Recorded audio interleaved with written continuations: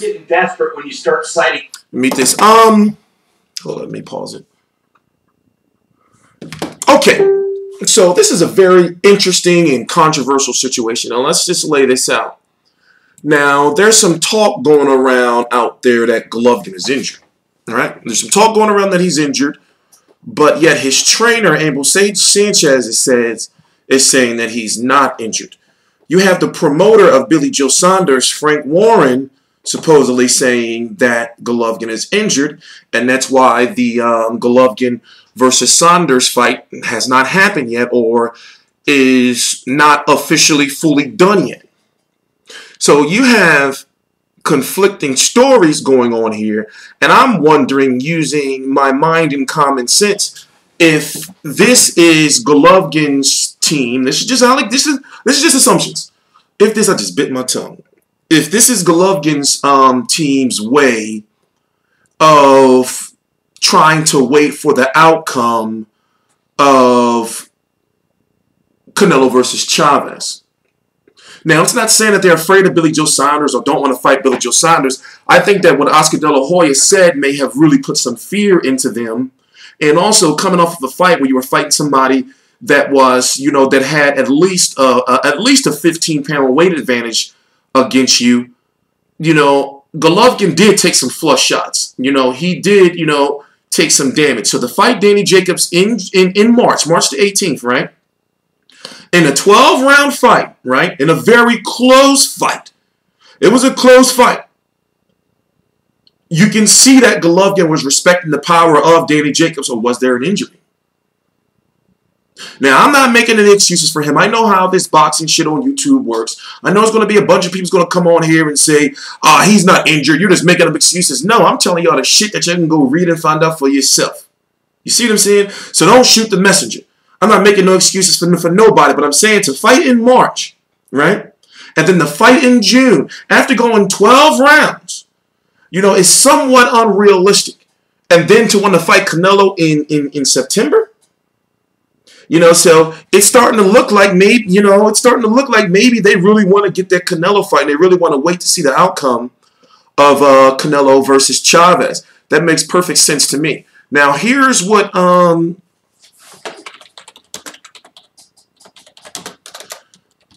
going to see if I can get an exact quote for you from Frank Warren. Now, here's the thing. Golovkin is the WBC, the WBA, and the IBF 160-pound champion. All he needs is one more belt to be undisputed, right? Oh, it's on Boxing Scene now. Who the fuck is this?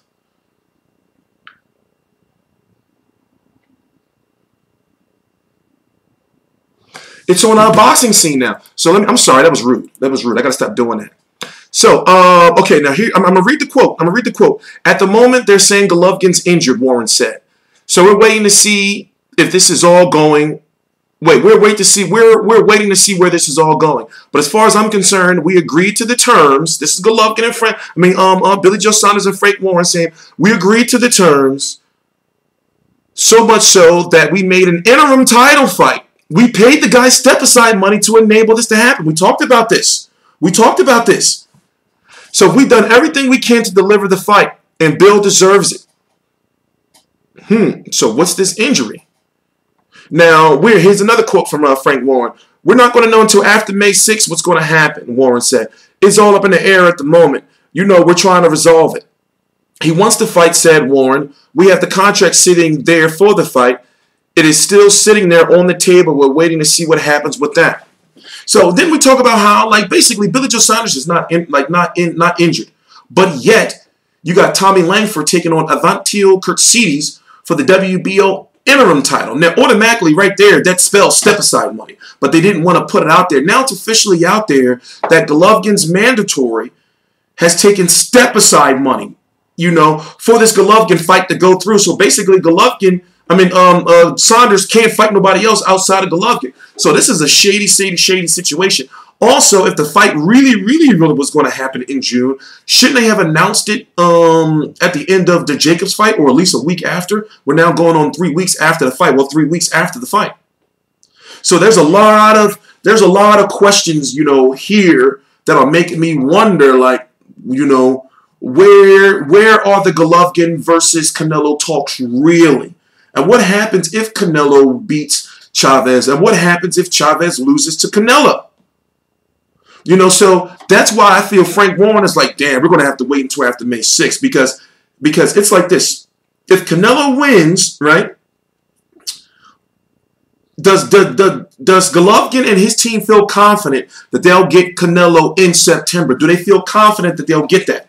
But what if Canelo doesn't win? Do they now go to Billy Joe and say, all right, Billy Joe, now it's time for us to, you know, like, you know, it's a weird situation. But what I did notice is that I don't feel that Golden Boy and Oscar De La Hoya want Golovkin to get that other belt, because then Golovkin will have all the Dragon Balls, and then anybody who wants to come to 160 to be a champ, you got to go through Golovkin. You see what I'm saying? So already there's a long list of mandatories ahead of Golovkin. I know a lot of people are saying, well, what the fuck? I can't get up right now to mute that. Damn it. My bad. That's distracting, right? That's the goddamn office phone. The one that comes with your, you know, your triple play package. I only use it for like facts and shit like that. But let's wait for the shit to stop ringing so I can fucking... All right, there we go. So it's like this. There's already a long list of mandatories right there ready for Golovkin. So it's like, I know a lot of people want to see, oh, well, Danny Jacobs deserves a rematch. He needs a rematch. It don't work like that. Danny Jacobs can't get a rematch over the other mandatories. He's got to wait his turn to become a mandatory again. So, for example, from my understanding, the next mandatory... From my understanding, the next mandatory is going to be Toriano Johnson. That's the IBF. Then the WBO, since Billy Joe Saunders has two mandatories right now, the winner of Kurt Cedes versus Langford, and I believe somebody else, I forgot who, because they said he has to fight two mandatories. And then after that, it's going to be the winner of Jermall Charlo versus Jorge Sebastian Hyland, right? Then the winner of Indom versus Murata. You know, so basically, long story short, it's going to be a while before Danny Jacobs can get another title shot via mandatory unless he's chosen. And that's the beauty of being an undisputed champion. It's like you're at the top of the fucking, you know, you're at the top of the food chain.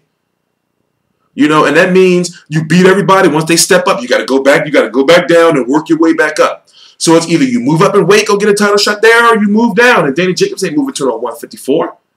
So it's a very complex situation. I can't actually wait to be able to talk about it tomorrow night during my live stream show so we can really go into details. But to break it down to you, Billy Joe Saunders, it's been confirmed by Frank Warren. We've been talking about it for weeks now. It's been confirmed that Billy Joe Saunders did pay his mandatory step-aside money, and the WBO title, interim title, was created for him to fight Gennady Golovkin. Now Golovkin's team, or Frank Warren is saying that Golovkin's team, likely promoters, because he's not talking to the manager. Frank Warren's not talking to Abel Sanchez. His team, his management and promotional team is saying he's injured. We can't fight in June. So now they're like, well, what the fuck are we supposed to do? Meaning Billy Joe Saunders' team, because we already paid, we already lost some money pretty much, you know, paying this guy, you know, to step aside and not pursue his title shot. And now y'all saying you're not going to fight us in June? So it's a complex situation. I'm interested to see how this is going to play out.